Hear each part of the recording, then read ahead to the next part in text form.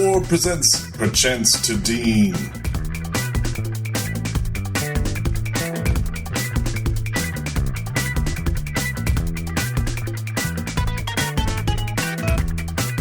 This is Gary Butterfield. This is Cole Ross. Season 4 continues to be good. With a 20-minute organ solo, baby. I love it.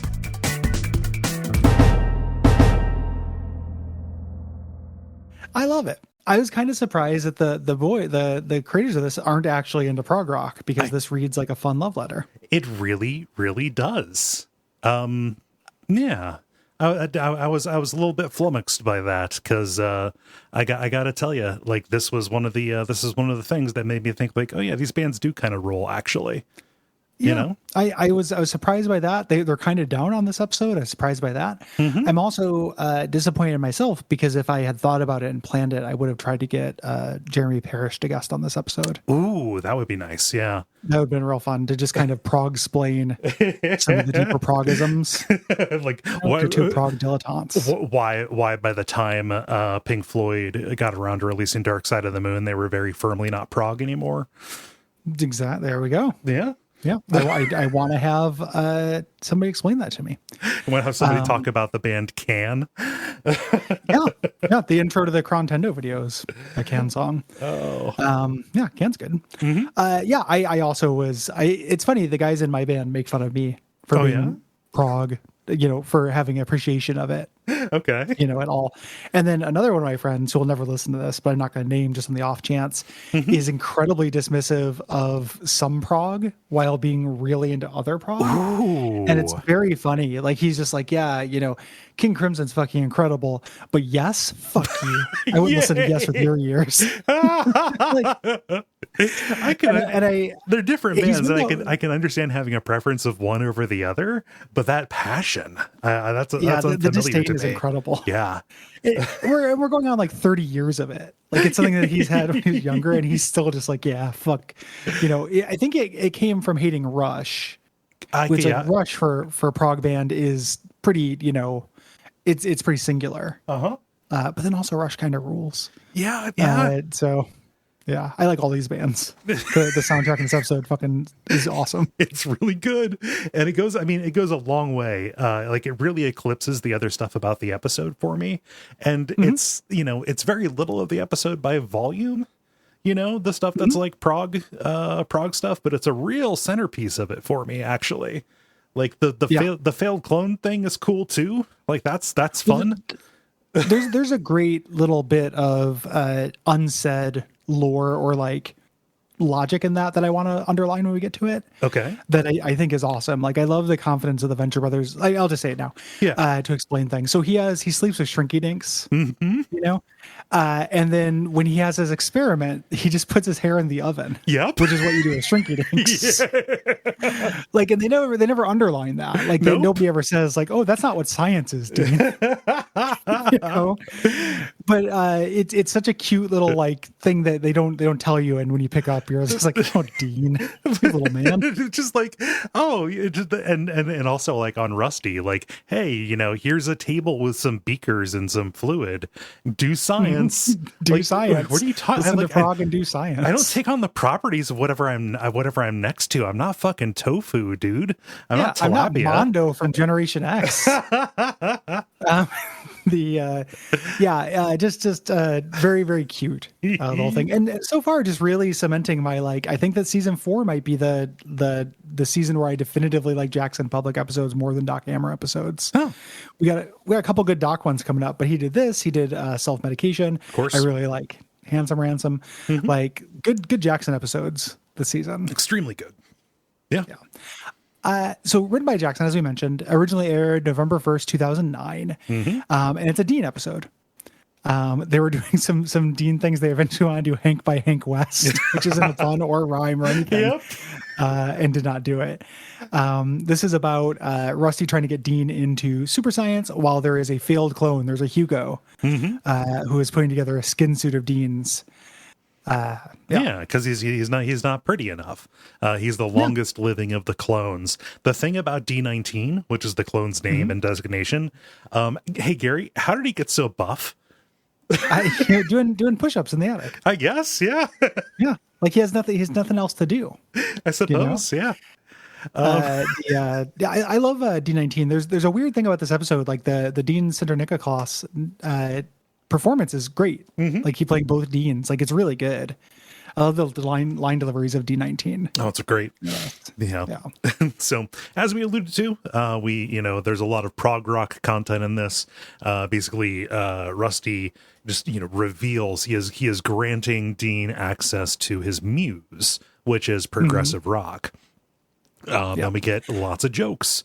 There were way more jokes, obviously. There's a great bit in the art book where Doc Hammer talks about, like, whenever an episode is easy, it's like built around this one joke or this one scene that is everything to you, and you build it out and build it out and build it out. But then there's all this other stuff that needs to move the episode forward. And then you have to cut away. You have to cut away the thing that like really got you, excited about this. So like there was way more of this that was just left on the cutting room floor, and what we get is good. But I can just I really kind of like vibe with that creation process. I empathize with that. Yeah, it's very relatable. Public, neither of these guys are really into prog. Very surprising that like Doc Hammer's not. I knew he was into weird 80s goth stuff and everything, but I'm surprised he's not into this as well. But Public listened to a lot of Yes while writing this, like listened to Roundabout a million times. And this was before the Roundabout internet renaissance. Yeah, before it got JoJo'd. Yeah. There were originally going to be a joke where Dean was into later, like 80s Yes. Ballad, so Yes. owner of a Lonely Heart. But that's a good song as well. Doc is wrong. Like I love that song. I love that it begins with all the orchestra hits fighting. It doesn't make any sense for a song that you hear on the radio. Yep. It's definitely different than Roundabout era. Yes, it is not nearly as psychedelic, but different does not necessarily imply worse. Yeah, it's not funky.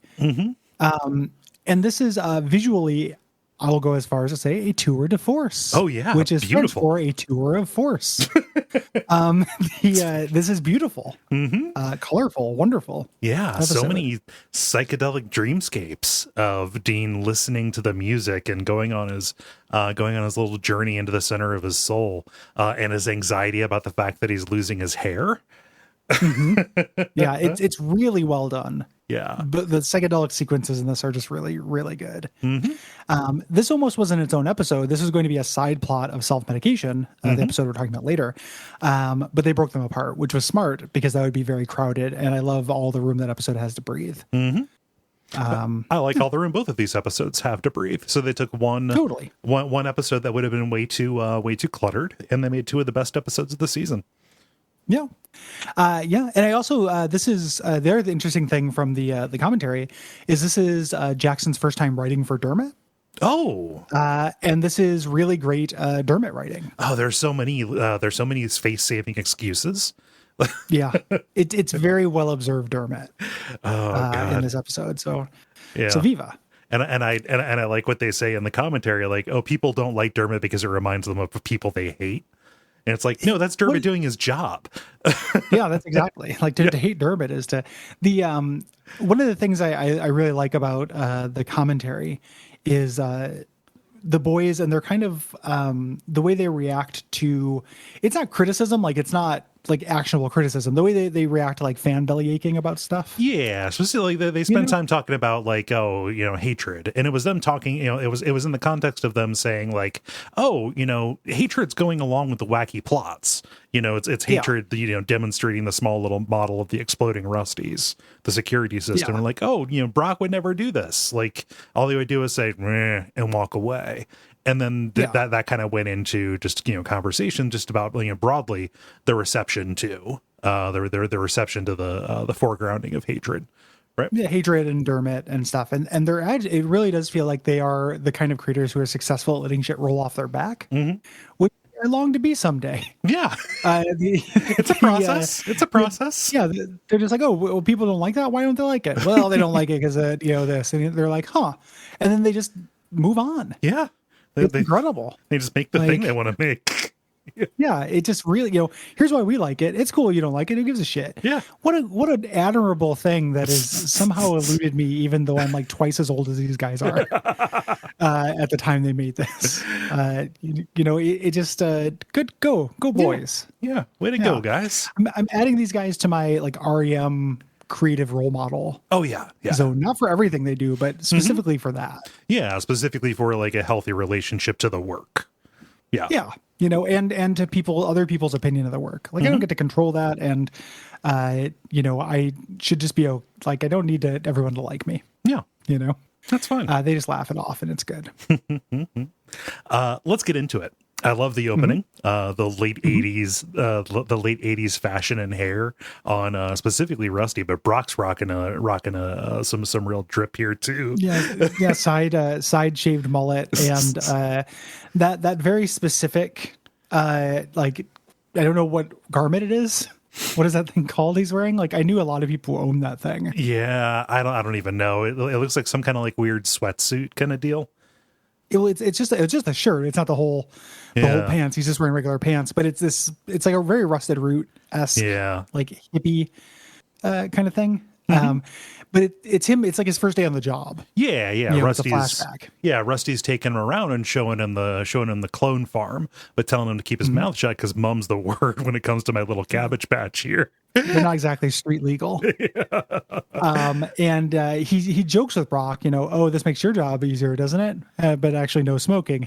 Seriously, no smoking. And Brock swallows the cigarette, which is a thing that people do in cartoons and stuff. It's the second most badass thing you can do after putting them out on your tongue. Yeah. Well, and after not smoking.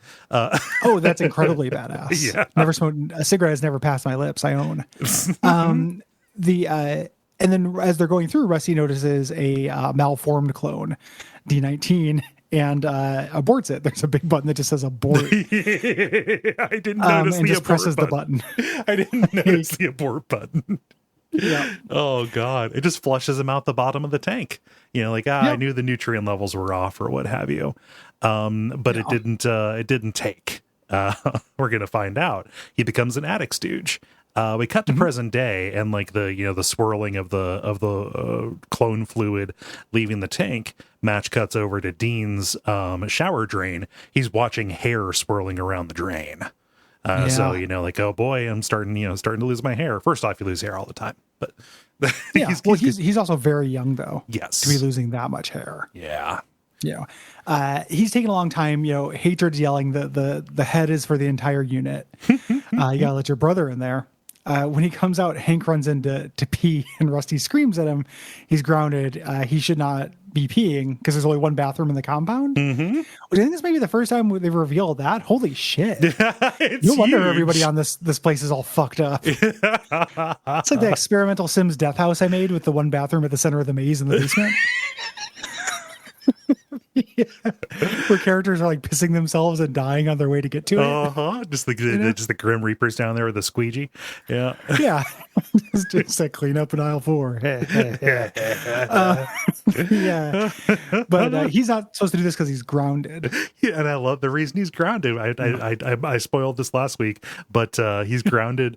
You should have thought of that before you called your father the president of the United States of Boogers in front of company. Sick own, Hank. That's so good. I love Hank in the season. Sassy Hank is so good. Dean takes the hair that he from under the drain and puts it under his pillow, as you do. And we follow the sound of Hank and Rusty arguing up into the attic where the deformed clone of Dean is there listening. And that's our like dun dun dun dun, abbreviated thing. I think in the couple episodes ago, we forgot to mention the new title sequence. Oh yeah, with Hatred instead of but I love it when they do those for new seasons. This one they skip. Yeah. They skip because Dean wakes up. He has a note that says, "Meet me in the panic room." And we think, oh, this must be the failed clone trying to trick him or whatever. No, the bed falls out from under him. Rusty got impatient. And he meets his dad down there. And he says, "Hey, it's time to grow up." Yeah. He's been leaving hair there for the hair fairy, but he has to learn that there is no hair fairy. no, your baby hair is not falling out for your real hair. Rusty kind of skirts around the issue of him going bald, which is what he's interested in. And does this, I really love Rusty in this episode because it's shitty. Like living through your kid is shitty. Yeah. But there's a little bit of an element of like Bill Murray in Rushmore. Yeah. I think about it all the time. Like, what if you just end up with two Hanks? And like you're like Rusty's a terrible person, but like you're more of an internal sensitive person. Yeah. And you end up with two jock kids. So he's really glomming onto Dean as his hope for like a friend and familial relationship. Yeah, he wants somebody he can relate to. He doesn't want to feel, he doesn't want to feel alienated as this person grows up, which I love how that segues and Dean's whole, kind of development. That segues into Dean rebelling against kind of being, held as this narcissistic object, right? Well, even the entire world, he rejects Rusty, but also rejects the entirety. Yeah. Of everything they're in. Like, it's so good. Like that's all season 6 stuff mostly. Season 6, season 7, but it's very good. Yeah.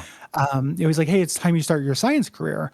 Dean at this point he sleeps with Shrinky Dinks in his pocket. Do we need to tell people what Shrinky Dinks are? Yes, like 100%. They're not color forms, which is the other one that I always associate. Shrinky Dinks are really weird, man. Yeah. So Shrinky Dinks, you would get this. It was like sheets of plastic that looked kind of like had the texture and thickness of a fruit roll up. Kind of, and but not sticky. Yeah, but not sticky. But you would cut them into shape. So like, I want this to be like a dinosaur. And the great thing that this toy did was you cut out the shape of the Shrinky Dink and you put it in the oven. And if your house didn't catch fire, what you had was a smaller, shriveled up version of the thing you cut out. Which was stiff. Yes. The Shrinky Dink material was loose initially, and then it became this hard little 2D icon. Yes. And there were licensed versions of this that you would also color in. Yeah, so Shrinky Dink Spider-Man head. Yeah, and you'd color it in with like colored pencil, and then you would end up with a Spider-Man head. You'd start with one that was like 3 inches big, and then afterwards you'd have one that was 1 inch big. You see how kids might like this. Yeah. You see the appeal, obviously. This is very much just like the era where a toy could be invented because of like space age polymer runoff. This is like in the Silly Putty and Slinky kind of era of toys. Just kind of like somehow like way lamer than both of those things. Yep. And here's the thing is that I fucking love them, and my brain has fully ship of Theseus to where I have no memory as to what the appeal was. Like as a kid, I loved Shrinky Dinks, I loved color forms. Yep. Both of which color forms were little vinyl stickers that you could take on and off of scenes. But I absolutely adored them. And then now I have none of those brain cells left. So I have no idea what the appeal was of a Shrinky Dink. You can't play with them. Nope. It doesn't create a toy. It creates like a thing you might put on a shelf. Like I should like it more now. I was more of a Spirograph man because I could make something and give it to people or hang it up on a wall. Sure. Yeah. I never had a Spirograph. It's just it's just whatever weird 70s shitty toys your parents got you. It's just up in the air. God. It's so good. But Shrinky Dinks are not science. No. And he only sleeps with the Shrinky Dinks because he can't find Mr. Ricci, his stuffed giraffe. Previously, we saw either Tim Tom or Kevin stabbing Mr. Ricci. And he doesn't have Mr. Ricci because D19 got him and sewed him back together. Yeah, we'll see that soon. Yeah.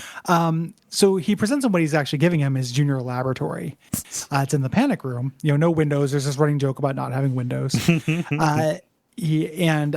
Hank has to move all the boxes out of the panic room to make room for the lab. Yeah. And just really mean. He's like, why does he get a lab and I got to do this? And Rusty's like, you're preparing for your future career as well. Just an absolutely horrible thing to say to a kid. Yeah. Just like, get used to using a hand truck, buddy.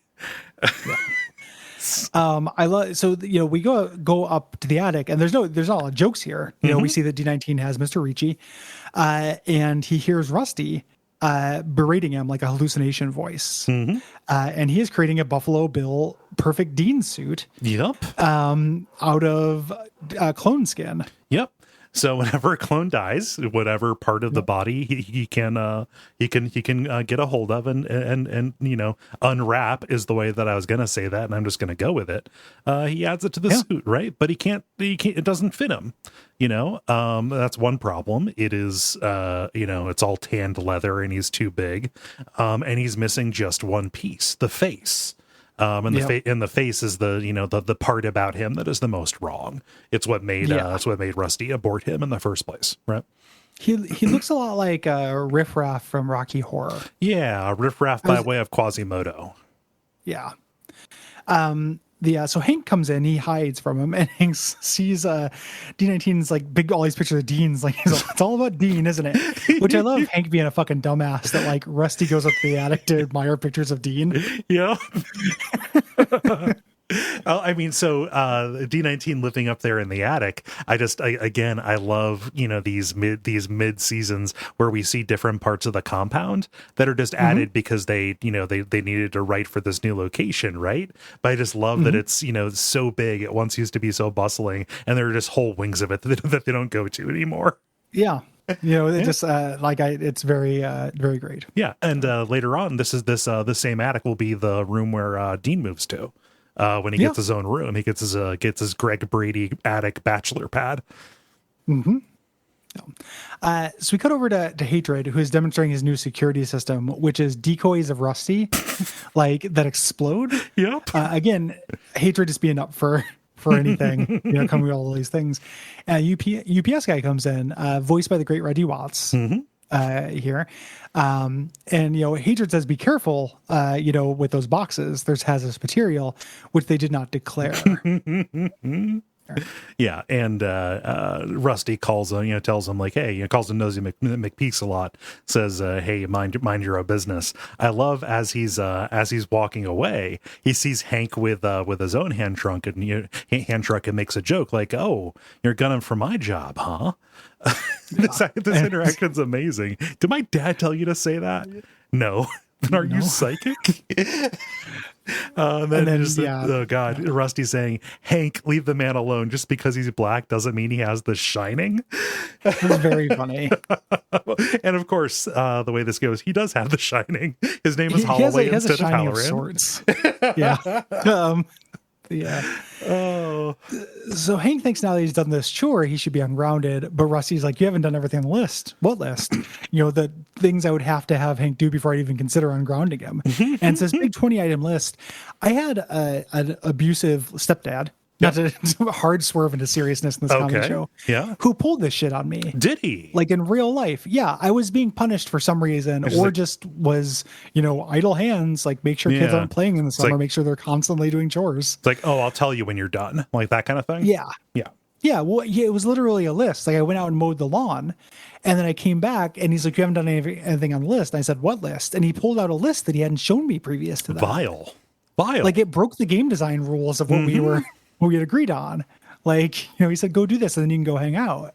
I was so pissed. Yeah. Like that guy sucked, not least of which because he like yelled at me all the time and hit my mom. Yeah. But he also sucked for other reasons. Yeah. As well.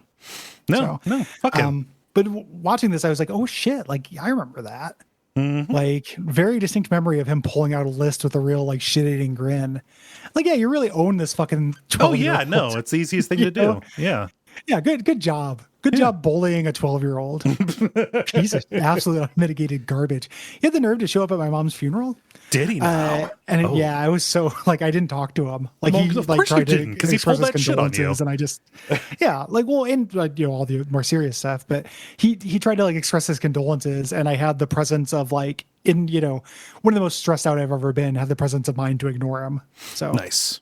Yeah. Good job, past Gary. Awful. Yep. So he wants him to shine his shoes there. Hank goes up, he's sitting on Dean's bed, shining the shoes when Dermot walks in. How did you get in? Security's a joke at this place. Ninjutsu. Like, I love how he gives he has two prepared, like two badass answers. Yep. He has to say them both. Oh God. And Dermot is just he's trying to swagger, but Hank remembers him getting the crying snot beat down from Dean, and he tries to hand wave away like, oh, I had a stomach flu that day. Dermot, he just wants to hang out again with his friend, and he's like, oh, if your dad wants his car washed, let's give him a reason to wash it. So we're gonna go get into car mischief. Yes. Rusty is showing Dean this egg chair. God, that's there. It's where he hashed all of his greatest super science ideas. One of the things where, like, in the show, you have to remember that, like, Rusty is played as a joke. He also invented human cloning. He did. That was successful and good. Like, he is a super scientist. Yeah. So I want an egg chair so bad. I know that they're not comfortable. I want one of the ones that has the speakers built into it. Just plug a vinyl player into it, plug a turntable in, just fucking vibe. Yeah. Just a real object of lust for me. Very, very cool. The idea of, like, sitting on a chair like this with big oversized headphones is very appealing to me. Yeah. There's like a million stores in Portland that sell that shit. Ooh. Like, I can go get an egg chair right now. But probably for like a lot of money. They're expensive. Yeah. Because they're just, for shitty hipsters advertising. Of course. Advertising guys. Yeah. But I could get one. Yeah. So it says, you're about to meet my muse. No, it's not Dean's mom. It's progressive rock. And he's going to start him on the primo shit. Not gonna ease him in with with Asia or anything like that, right? And we learn where Dean got his name. Yeah, just say yes and presents the cover. And Dean loves the cover of this. Is painted by our greatest living artist, Mr. Roger Dean. Hey, that's my name. That's no accident, boy. It's like actually pretty sweet. Yep. Here. Yeah. Like I love Happy Rusty. Like this will reach its apex in Spanakopita. Of course. But like Happy Rusty is really fun to watch, I think. Yeah. And Dean, he's going through and pulling out all of these, flipping through all of these, just different enough to not be copyright infringement, covers of things. And he pulls out, in the Court of the Crimson King, Rusty pulls it away. He says, oh, at this point in your training, it could turn you into an evil scientist, which that's a good album. Great. I like King Crimson. It's fine prog music. That album is mostly like flutes and like saxophones and stuff. Like the opening track, is that really rough Vietnam protest song, but like the rest of it's real like Lord of the Rings kind of stuff. That's kind of prog. Yeah. That's where you can kind of see that maybe the boys were not as knowledgeable about this. But just the idea that this will turn you into an evil scientist. Yeah, I love that. That's what separates good and evil scientists, is what kind of prog rock they listen to. Yep. It had to be prog rock, but depending on what they listen to. Yep. That's really great. Buckle your mind, Dean, because it's about to get blown, and we get this psychedelic montage, which we can't go in through frame by frame, but I think it's worth watching on YouTube. Yeah. If you're at all, like, I imagine there are some people who listen to the show for a service, which is weird to me. But if you do, watch this, because this is a really cool little bit of, I can't remember the word, but there's the word for it's applied to anime a lot, where it's like a really good piece of animation. Yeah. I don't know what to call that. No. Yeah. There's a Twitter account for it that gets retweeted in my timeline sometimes, and I cannot get the reality blockers from Black Mirror. But it's good animation. Yes. It is like really just lots of cool stuff happens and it looks good. We start out with the space baby, like in 2001, and it grows up into Vitruvian Dean. Dean is the Vitruvian man. I like the idea of Da Vinci creating the Vitruvian Dean. The perfect Dean. And then he's going down a laser wormhole, aging until he crumbles to dust, and then a fetus emerges. So it is the cycle of life, and Dean is fully hooked. Yeah. He's going to leave him to it, but he says no air drumming. Bruford can change the timing so fast. It'll strain your wrist. Bill Bruford, Yes. I believe is the name of the drummer there. I wrote it down as Rupert because I took that note while I was watching and I didn't double check. Yeah. Yeah. But he does change the timing up fast. Yeah. Because prog rock is silly. We go over to Hank driving around the compound doing donuts, and Dermot is criticizing his donuts, how slow he's doing them, but he doesn't drive anything that isn't stick. Hey, take us down to the quarry.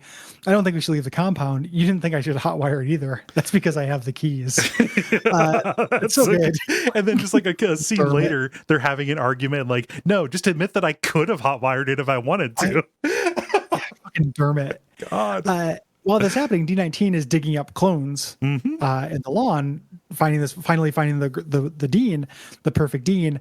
And while they're arguing, Hank hits the dean. The clone dean dives out of the way. The dead dean, which is also a clone dean, gets hit. Yes. Yeah. And they think, oh God, well, we must have hit, we killed Dean. And out at Nightingale's, the UPS guy, Holloway, not Halloran, he starts to get the shine and he calls the sheriff, says, I think something terrible is about to go down out at the Venture compound. Yeah. So that's going to be this weird little C plot to this episode. Like, what do real people do when they live next to the compound? Yeah, and they're standing out, like on the hill, looking down on it, saying like, "Oh, they call it the compound." It says like, "No, this is like I saw all this like cult militia stuff. They had this military guy walking around. And they had explosives." Like, yeah, like from the outside, the Venture compound does look ridiculous. Yeah, Hank is freaking out about killing Dean. And Dermot is trying to calm him down, like you cannot get, you can't tell anybody because if you think being grounded is bad, going to prison is like being grounded for life, but plus butt sex. Yeah. Little prison rape joke, which is not great, but also, of course, Dermot would make that. Of course he would. Yes. Yeah. Like, again, it is in service of the well-observed kid. Yes. Yeah. So it's like I've dealt with stuff like this. That's why they used to call me the wolf. And Hank's like, no one called you that. He's like, well, back in my old neighborhood, they did. They also called me psycho. Yeah, when they weren't calling me psycho. In fact, there was a gang war over what to call me. No, over who would get me. Yeah, like they were fighting over me. Incredible. Whether you get the wolf or the psycho. Very good, Dermot. So Dermot burns Hank's learner's permit, says, hey, you're going to have to disappear in Mexico. So that's going to be their plan, is figuring out how to get off the compound, which involves stealing the people mover, which is fun. Yeah. So we cut over to, Dean having another dream sequence where he's riding a dinosaur. Pillars of hair grow out of the landscape and the hairs capture him here. Rusty is making plaster cast of his body for the decoys. This episode comes together really well. It does. Like a lot of things are well foreshadowed and fit together like a puzzle here. And he realizes he forgot Dean. So he runs inside. Dean is on the floor with his nose bleeding. This is like twitching. Oh my God. Oh my God, it's side 2 of Dark Side of the Moon. He's in a Floyd hole. Fill the tub with ice now. So they give him a Jacob's ladder to wake him up. So like in this world, it's all Rusty's delusion, but it's also kind of real. All this stuff. Yep. He wakes up and Rusty's like, Dean, are you all right? And he wakes up saying Eureka. Yep, of course. He's had his idea. Erupting from a tub like Archimedes did, saying Eureka. Yeah. I love that it's side 2 of Dark Side of the Moon because you know what tracks on there? No. Brain damage. I'm not a big Pink Floyd guy. Yeah. I like Dark Side of the Moon's overrated, but I thought it was funny because new side 2 has brain damage on it, and that probably would, send him over. I don't know that song. I'm not a big Pink. Like I've probably heard it before because I've hung out with people who smoked a lot of pot. But for some reason in the world of like prog, I'm not. Yeah. Pink Floyd has always left me pretty cold. Yeah. I just thought that was a fun little detail. So we get this little montage of Hatred and Rusty making the decoys and Dean doing science, which is just taking some of his hair and putting it in a petri dish. Yeah, he's trying to make a cure for baldness. Yeah, we'll find out what that is soon. Yeah. So D19 is distraught. The face on the perfect Dean face was destroyed. He lost his chance. And hallucinatory Rusty says, "Oh, the real Dean wouldn't have given up so easily. Go take a look. Go take a look in the panic room. There's one other Dean you missed. Yeah, He's like, well, I couldn't do that. And he's like, well, look in the panic room. You can go for the real Dean. Yeah. I can't have two Deans. You're going to have to get rid of the real Dean if you want to be a Dean. Yeah. And D19, he rejects this. That's wrong. What's wrong is that 14th stringer getting everything you were supposed to have. Yep. Dean putting his hair in the oven, which again, that's what he thinks science is because of Shrinky Dinks. Yep. It's so adorable. Yeah. Dermot takes Hank's hand and puts in a vial of liquid. I think he's burning his fingerprints off. And he's saying, go to your cave, slide like in Fight Club. Yeah. I love that Hank is screaming, even though it's not lie. Like it's not actually anything. He just thought it would hurt. It's like Wayne the Skeleton King. Yeah. It didn't actually hurt. It just painted stupid. But then Dermot's like, "Oh, haven't you seen Fight Club? Oh, I saw it when I was a kid." And I was like, "Wait a minute, you would have been." His mom took him to see Elmo in Crouchland, which also came out in 1999. Did some back of the napkin math. If Dermot is 17 in this, when it came out in 2009, he would have been 7 then. So a 7-year-old sneaking out of Elmo to watch Fight Club, but of course Pretty it didn't happen. Kid. Yeah. Yeah, nothing. Nothing he says happened. Yeah, it's just paper mache glue. It's not acid. He's like, don't we have any acid in this place? Dermot takes out his butterfly knife to peel off the fingerprints, commando style. Fucking gross. And tries to do a little trick and drops it. God, that is so well observed. Every Dermot comes out of the womb with a butterfly knife. It's really tough on the moms. I tell you, my town's mall, where I grew up, is dying. And the last time I was there, there's a hospital that's actually connected to it because every dying business in my town has been hermit crowded by some kind of medical imaging facility. And so I was walking around the mall, and Chris and I walked into a store that was all like black velvet. You told me the story before, but please tell me again because it's funny. Yeah, it's a different show. Yeah. Maybe I haven't heard it as many times. Yeah, but it's like black velvet. It's like basically like a head shop that just sells tobacco pipes and what have you. But like black velvet oil paintings and tiger statues and stuff like that. And I was talking to Chris, is like, oh my gosh, all this place is missing is the butterfly knives. And the guy behind the counter was like, oh, butterfly knives, and he produces just this huge tray of butterfly knives and like, would you like to peruse my wares? Could you have butterfly knives? Yeah. I've never had a butterfly knife phase because I know I would immediately cut off my fingers. Oh no, or at least cut the off, but just cut my fingers because of course I would. It's a knife that is designed to like fly around. I don't want to. I barely trust myself with a regular knife, let alone when I was like 15.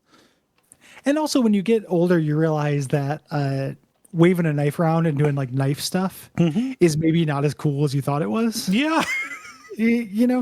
Like just the idea of like flipping a knife around, like moving in different ways, almost cutting yourself, but not cutting yourself. When you're young or when you're in a movie, either one, you think that's the coolest thing that's ever been. Yeah. In real life, though, it's not that. It doesn't impress that much. No. You think you look like Steven Seagal in the movies. But you just look like Steven Seagal in real life. Yeah. You look like Steven Seagal on Twitter instead of Steven Seagal in movies. He's definitely been kicked off Twitter by now, hasn't he? Oh, probably. Yeah. I don't know. Yeah. He looks like Carl Havoc. He does. Like he looks like he's wearing a Steven Seagal Halloween costume. That's like too thick.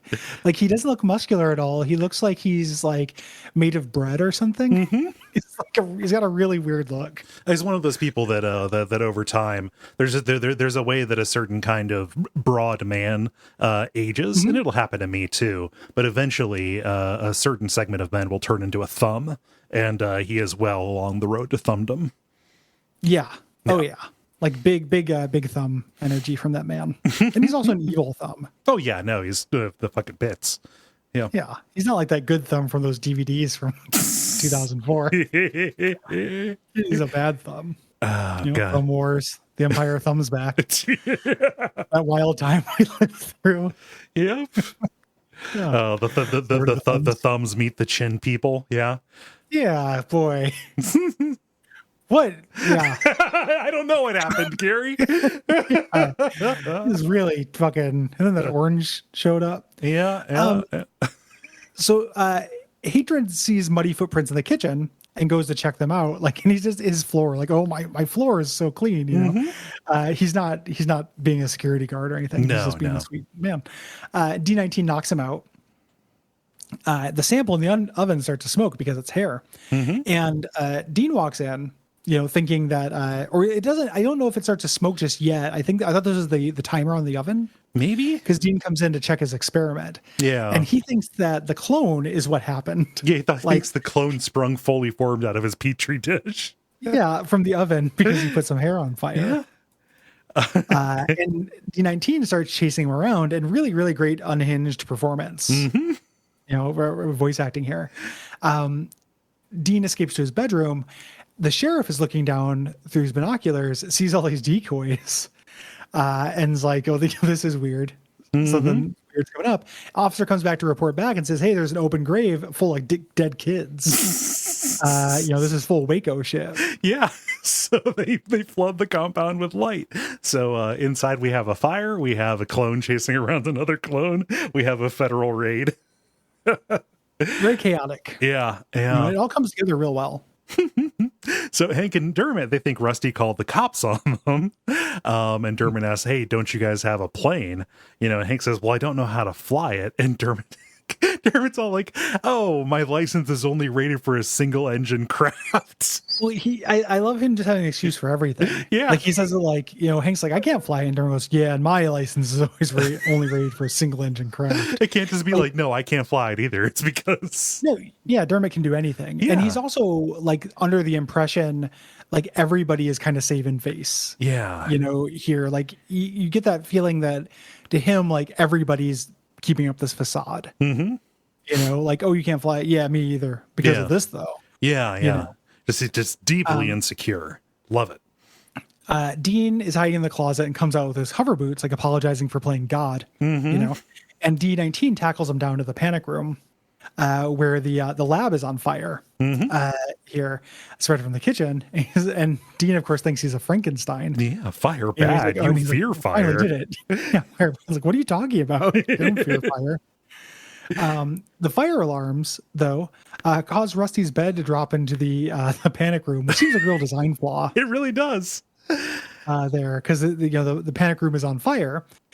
He barely stops himself inside the shaft. Yeah. There by putting his legs to the side. You know, the sheriff orders a SWAT team to attack. Here, they capture Hatred and Rusty. You know, it's like, hey, you know, what are you doing? I work for, and then Rusty shows up. He's like, well, they work for me. They're not going to be impressed. They're taking Hatred's computer tower, which I love is branded. Because they had to draw it so you'd know it was his. Yeah, so it's got Well, I've got a Duckfeed vinyl decal on my iMac here. Yeah. Do you really? I do. Yeah. Oh, well, then if you ever get taken, people are going to know where your questionable images came from. I assure you, they're just computer generated, is what Hatred says here. Yeah. Yeah, that is what Hatred said there, not what Cole says. Yeah. Because all the images on his computer are genuine. Yeah. Of adult women. Oh, there we go. There we go. Yeah. Got to make sure you have lots of regular porn on your computer in case it ever gets seized by the FBI. No. There's just naked women, naked adults. Oh, just Jesus. Just boobs, please. Yep. So Hank and Dermot, they're trying to escape on the tour tram, the people mover from oh gosh, was that a yard tag sale, or was it the buddy system? Yeah. They serve to try and miss the Rusty decoy, but the tail snags it and it causes an explosion, kind of knocking them out of the way. As D19 chases Dean out into the lawn. At one point, Dean gets the upper hand on D19, and he D19 chases him up onto the roof. Does he chase him up onto the roof? Okay. Yeah. It's D19 and Dean on the roof is very specifically, Jackson wrote this episode because he wanted to write an episode with a fight on a roof. Gotcha. Okay. Weird. It's very simple. Yeah. It's a very simple seed. Yeah. Yeah, but at one point, Dean gets the upper hand on D19, and D19 does scream super runaway. Yeah, I love it. Yeah. He's like, I didn't want to play God. I didn't even want to be a scientist. I just wanted to stop my hair loss. Mm-hmm. D19 jumps on Dean and it activates the hover boots, which sends them rocketing across the compound. Reggie Watts, you're like, what the hell is that? And Reggie Watts is like, probably the shooting star they think is going to take them to a new planet. Oh yeah, doing the Heaven's Gate hail bop thing. Yeah. Yeah. Yep. Dermot abandons Hank. He gets dropped off at the trailer park where he lives. He's like, no, somebody has to be here to disseminate the story. He gives him some money, and you think he's giving him money so he can live. And he's like, bring home some fireworks and Spanish fly. Very cute. Uh-huh. And D19 is about to drown regular Dean Prime in a fountain, but Rusty seemingly stops him, saying, like, you don't actually need to kill that Dean. You just need your daddy's love. He hugs him very tight, and it turns out it's a clone. Yeah, and so it's the decoy. Or a decoy, yeah. The decoy explodes, just giving D19, and Rusty's just standing out on the front lawn. He says, "Who the hell was that?" Credits. It's so mean. It's such a mean ending. It really is. It's like, poor kid who's lived this whole life, like wanting the affection of his father. And who the hell was that? It's pretty grim, but also it's really funny. Like they joke about it. They talk about like, oh, just another one of those let's just get out of here endings. Like, I don't know. This feels like much more together great. Yeah, much more earned than the other. Like, this is a great ending for an episode. Well, it ends with a big action climax. Like, it's not episode end now. Let's just explain what happened. Yeah. Like, everything comes together pretty impressively. In this, well, the thing that they cut is all of the like explaining, like them explaining to the cops, like, no, that's not this, etc. This is all just a big misunderstanding. When we get to the post credits, Hank is on this beach with a sexy lady bringing him a drink. We think he's in Mexico. It turns out he's in the egg, listening to Sergeant Hatred's Jimmy Buffett records. God, if there was ever a parrot head, it has to be Sergeant Hatred.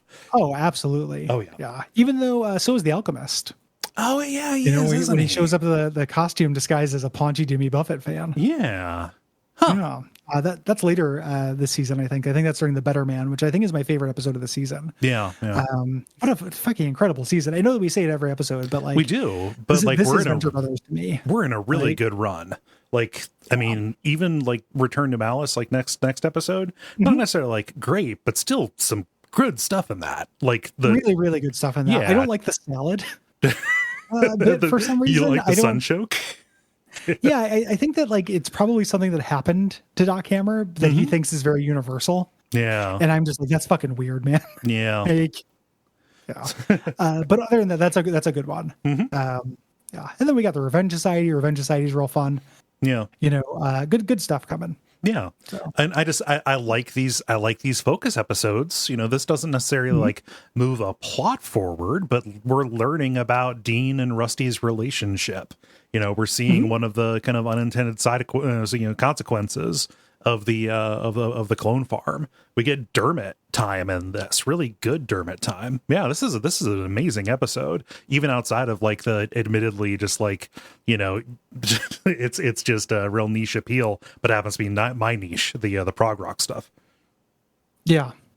It's a thing where like season 3 they talked about expanding the universe, and going into all this backstory. Here it feels like they're expanding character. Yeah. And they do that with the clone farm being blown up. Like, they're able to do it now. Yeah. But the way that the directions they take for Hank and Dean, I'm very impressed with. Yeah. Like, in retrospect, it seems like they couldn't have done anything else, but they take it more seriously than they had to. Yeah. And I really appreciate that. So. Love it. Yeah. If you like the show, head on over to patreon.com/Duckfeed.tv. And we'd appreciate you. Give us some money, get episodes early, access to the Slack, all that jazz. Yeah. And yeah, tell your friends if you have any Venture Brothers folks, and subscribe, leave a review, come back next week, all of that good stuff. You know what to do. If you're listening, you've heard of their stuff. You know how to help podcasts. Yeah, you've listened to a podcast before, and if this is your first, welcome. Yeah. Let's start at the dawn of time. It all started with a thing called This American Life. And until next time, Go Team Venture.